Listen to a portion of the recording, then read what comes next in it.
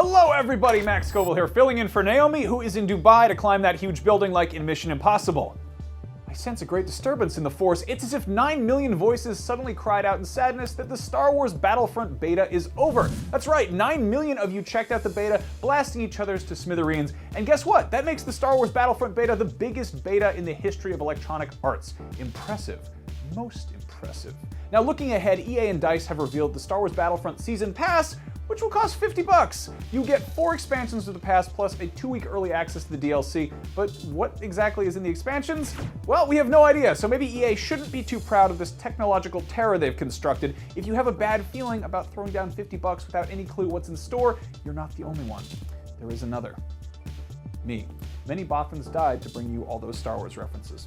2015 might not be over quite yet, but that's not stopping Sony from unveiling Bloodborne Game of the Year Edition. That is some confidence right there. This new edition contains the original game along with the Old Hunters expansion, and it's heading to Europe on November 25th. While there isn't an American release announced quite yet, it's very likely we'll hear about the PlayStation 4 game landing on our shores soon, probably covered in terrifying giant rat monsters. Curious about how you'll be spending your time with friends in Halo 5 Guardians multiplayer later this month? Well, wonder no more because we have the full launch day multiplayer playlist. Are you ready? Because here is what is in store. Warzone, Warzone Assault, Team Arena, Slayer, Premier, Free-for-All, SWAT, SWAT with Magnums, and Weekend Social. That is quite a list, so with that in mind, let us know what you're most excited to check out in Halo 5 Guardians multiplayer in the comments below, or you can just get in arguments about unrelated stuff and make fun of my hair because I really do need a haircut. If there's one thing we can all agree has been missing from Destiny since its launch last year, it's obviously the infamous Carlton dance, made popular by Carlton Banks on the popular early 90s sitcom, The Fresh Prince of Bel-Air. Yes, that's what's been missing. That is a thing that is now in Destiny thanks to Tess Everest and her Buyable emotes. Tess has brought the Carlton dance and 17 other emotes to the shared world shooter, which are purchased with real money. Other notable emotes include throwing a tantrum, which is what I do when Daily Fix producer asks me to fill in for Naomi, as well as cowering in fear, which is what the rest of the Daily Fix crew does because I am far too large of a man to be throwing tantrums. Don't kill me, Matt! Shut up!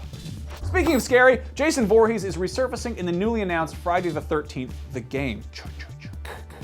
Originally announced earlier this year as Slasher Volume 1 Summer Camp, developer Gun Media was actually approached to make this a full-blown licensed game about Jason Voorhees, complete with the involvement of series creator Sean S. Cunningham and Jason himself, Kane Hodder. Friday the 13th, the game is planned to be released next year, but right now it's up on Kickstarter, which might seem kind of odd. The game's co-creator Wes Keltner addressed the crowdfunding decision by stating, "Someone may say, oh, you got Friday the 13th, why don't you go to a publisher and they'll give you a bunch of money because it's Friday the 13th? Well, publishing as a whole right now is a lot more conservative than they used to be. If you're curious about this game, you'll probably want to tune into Up at Noon this week because my old pal Adam Sessler is also involved and he's coming on the show to tell us more about Friday the 13th, the game. And that is your Daily Fix for Tuesday the 13th of October. I'm Max Scoville, and remember you can get your fix anytime online at IGN.